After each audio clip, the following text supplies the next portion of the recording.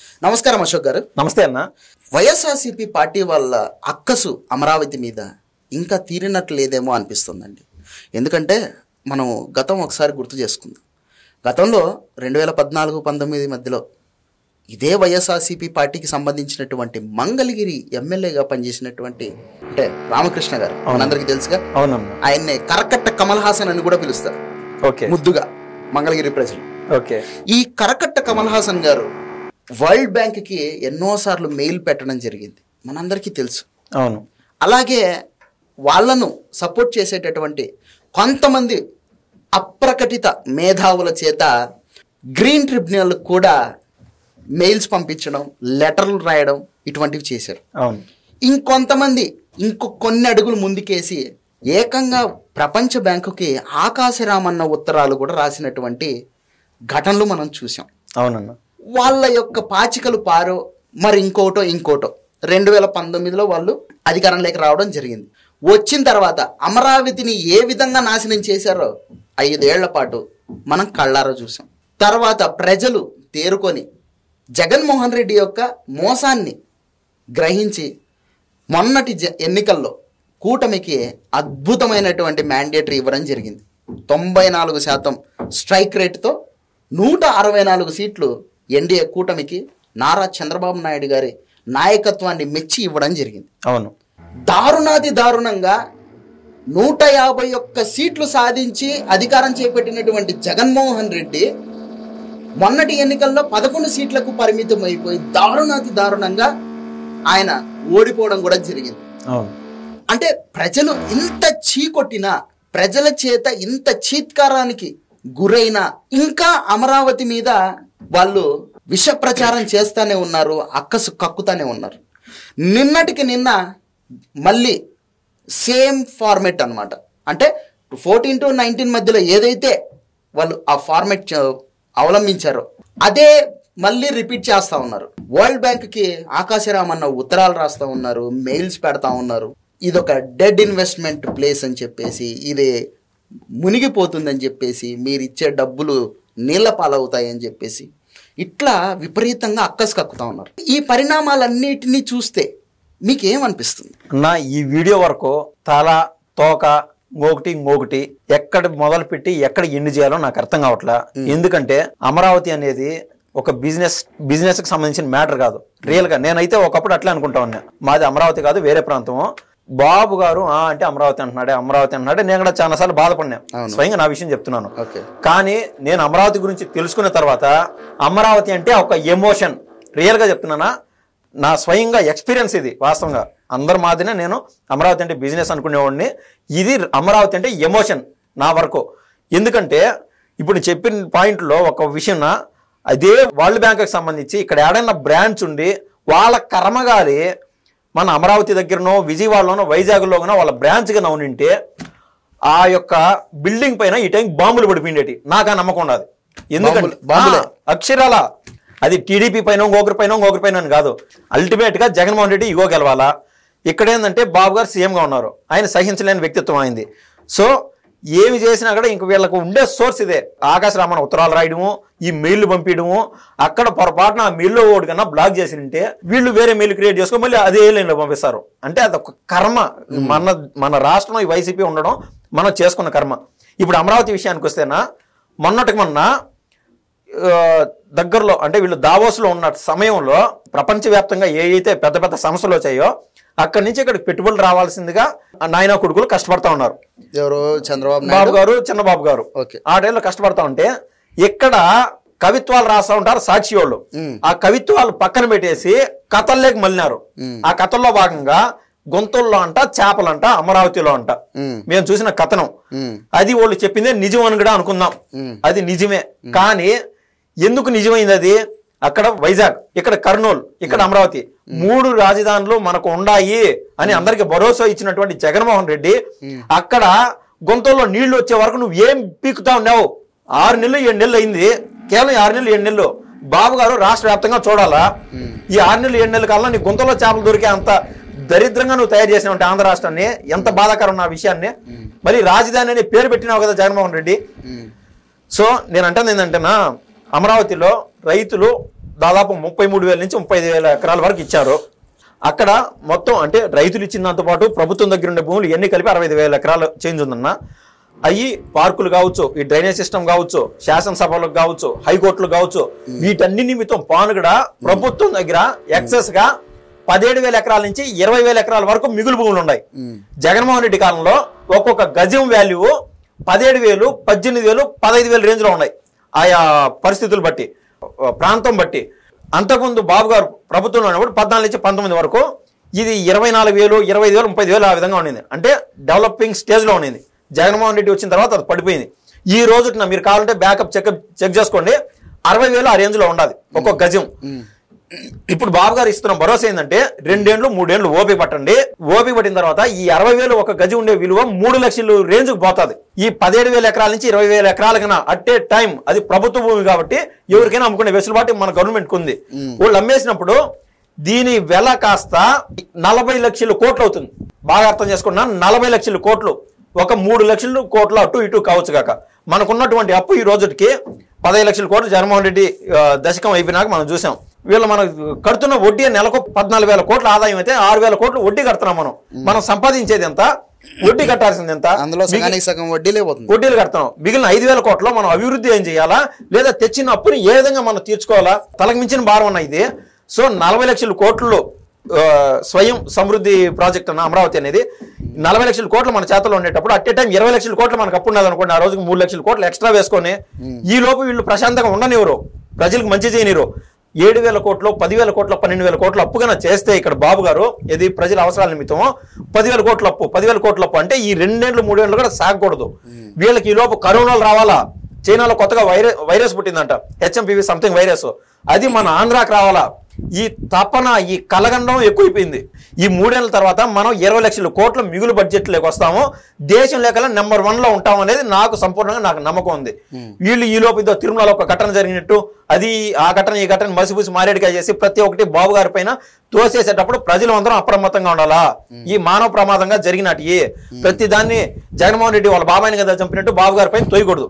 ఇప్పుడు క్లియర్ గా మీరు అడిగిన ప్రశ్నకి ఈ రోజు ఏమైందంటే, గతంలో 2019 నుంచి 2024 మధ్య కాలంలో మీరు చెప్పినట్లు 3,500 కోట్ల రూపాయలన వరల్డ్ బ్యాంకుకి బాబు గారు అమరావతి నిమిత్తం అడిగినాడు. వాళ్ళు ఇచ్చినారు. ఇచ్చే గ్యాప్ లోపే, ఆ 15 రోజుల గ్యాప్ లోపే ప్రభుత్వంలో వాళ్ళ మధ్య కొంతమంది ఉంటారు కదా, వెనకటికి లోపల ఏం జరిగేది చెప్పేవాళ్ళు, ఈ మాదిరి 3,500 కోట్లు వరల్డ్ బ్యాంక్ అడిగినారు బా అని చెప్తే అక్కడ ఇదే రాతలు రాశారు. అది అయిపోయింది. మళ్ళీ వీళ్ళు ప్రభుత్వంలోకి వచ్చారు, అమరావతిని డెవలప్ చేయాలి. ఇప్పుడు వీళ్ళ కాలంలో అంటే ఈ కూటమి ప్రభుత్వం కాలంలో అంటే 15,000 కోట్లు అడగాలంటే ప్రతి రూపాయి ఇంపార్టెంటే. 1 కోటి రూపాయలు కూడా బాబు గారిని నమ్మో లేకుంటే ఒక అమరావతిని నమ్మో అంత టైం లేదు మనకు. మన ఆంధ్ర రాష్ట్రాన్ని ఒక రాక్షసుడు పాలించాడు.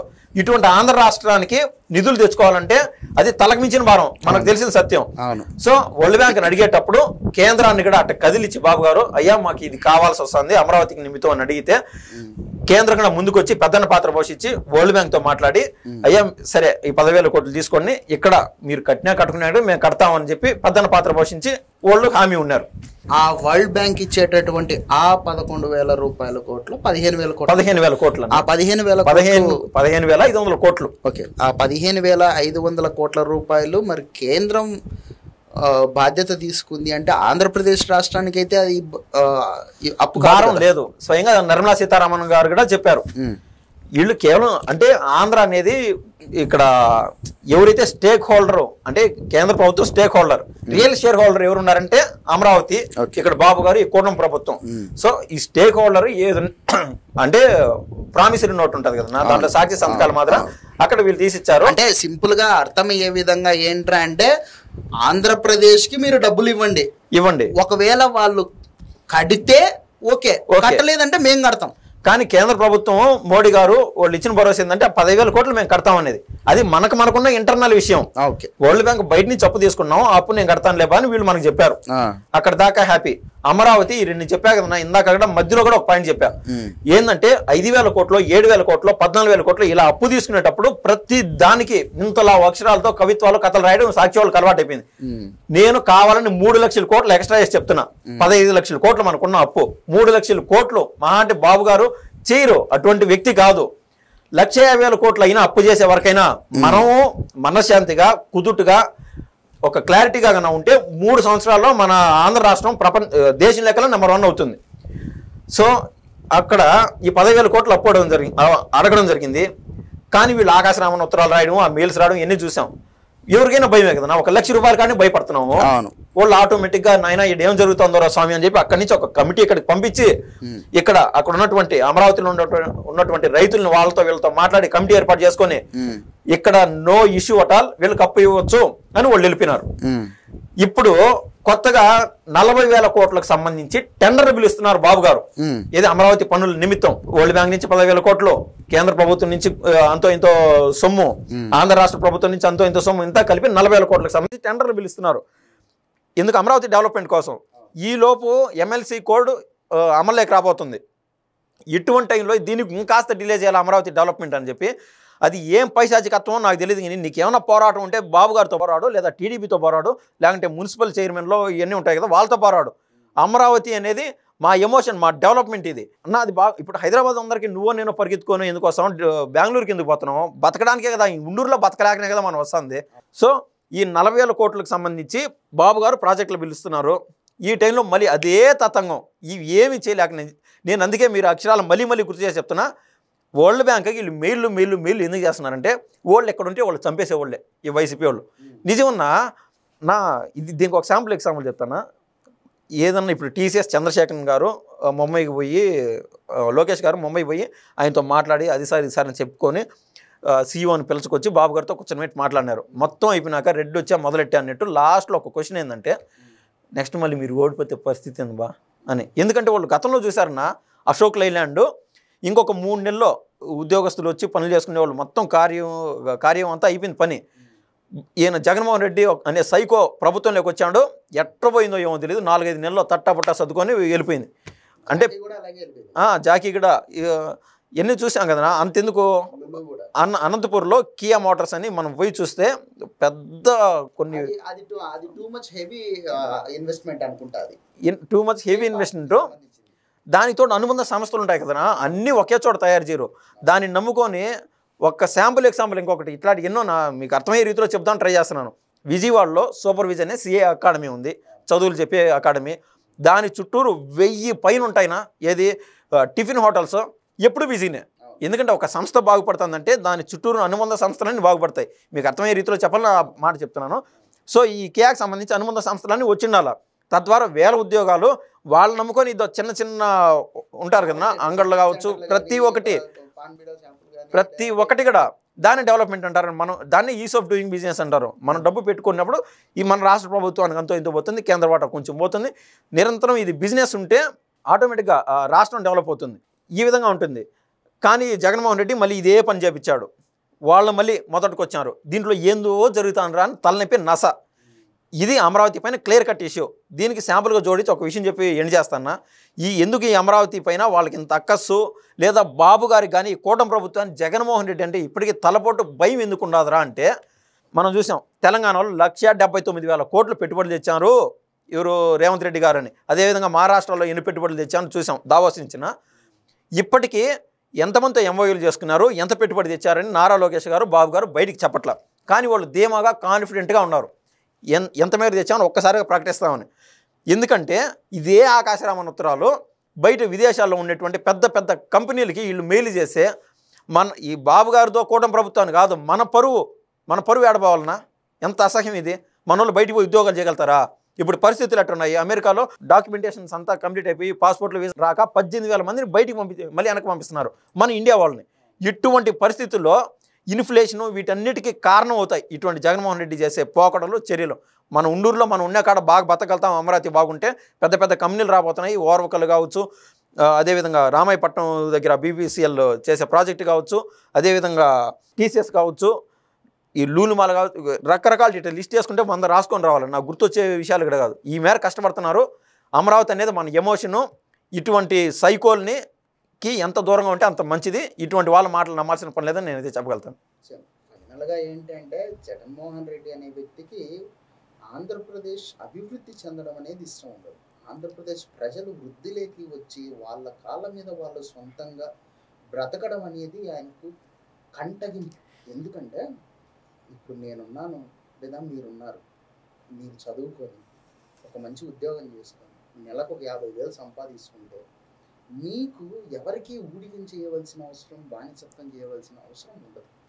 అవును. అదే మీరు ఒక చదువు లేకుండా లేదంటే ఒక ఉపాధి లేకుండా ఉన్నారనుకోండి, జగన్మోహన్ రెడ్డి మీకు మీ మీద ప్రేమ చూపిస్తున్నట్టు నటిస్తూ నెలకు ఒక 5,000 6,000 లేదంటే ఒక 10,000 వేసి ఆయన పనులు జరుపుకుంటూ ఉంటాడు మీతో పాటు. అప్పుడు మీకు వేరే ఉపాధి ఉండదు కాబట్టి 100% జగన్మోహన్ రెడ్డి చెప్పిన పనులు తప్పకుండా చేస్తారు.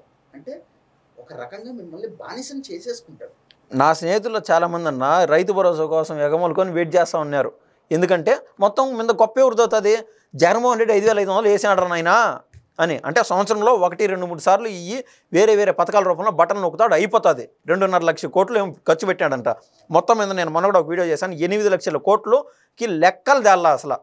2.5 లక్షల కోట్లు ఆ విధంగా వేసాడు. సో అది విషయం ఏంటంటే మన జగన్మోహన్ రెడ్డి, నేను ఎందుకు మన జగన్మోహన్ రెడ్డి ఏంటంటే మనందరిది ఒకటే జిల్లా, మీది నాది ఆయనది. కాకపోతే ఆ జిల్లాలో పుట్టిన మనం ఒక రకంగా ఉన్నాం, ఆయన ఒక్కడే ఒక రకంగా ఉంటాడు. బేసిక్గా ఆయనది ఫ్యూడల్ మనస్తత్వం అన్నమాట, అహంకార ధోరణి. అంటే ఒక ఒక ఏమంటారు, ఒక 40 సెకండ్స్లో బెండ్ చేసేనా, లెంత్ వీడియో వచ్చింది. ఓకే ఓకే, అదేలే ఎంత దూరం వెళ్తుందని. నీకెందుకు సరేలేనా ఉండునా. ఓకే, ఆయనది ఒక రకమైనటువంటి నిరంకుశత్వ ధోరణి, అంతేకాకుండా విపరీతమైనటువంటి దురహంకారం. సో ఇటువంటి మైండ్ సెట్ ఉన్నటువంటి వ్యక్తులు రాజకీయాల్లో ఉంటే ఇక మీరు ఇందాక అన్నట్టు ఆ రాజకీయ అంటే ఆ రాష్ట్ర భవిష్యత్తు ఎంత దారుణంగా ఉంటుంది అనేది అందరికీ తెలుసు. దానికి సంబంధించినటువంటివి ఇందాక మీరు బాధపడినటువంటి ఘటనలన్నీ. సో ఈ రాష్ట్ర ప్రజలు మేలుకోవాలి, జగన్మోహన్ రెడ్డిని శాశ్వతంగా రాజకీయాల నుంచి తరిమేయాలి అని చెప్పేసి నా మాటగా చెప్పుకుంటున్నాను. Thank you so much. ధన్యవాదాలు.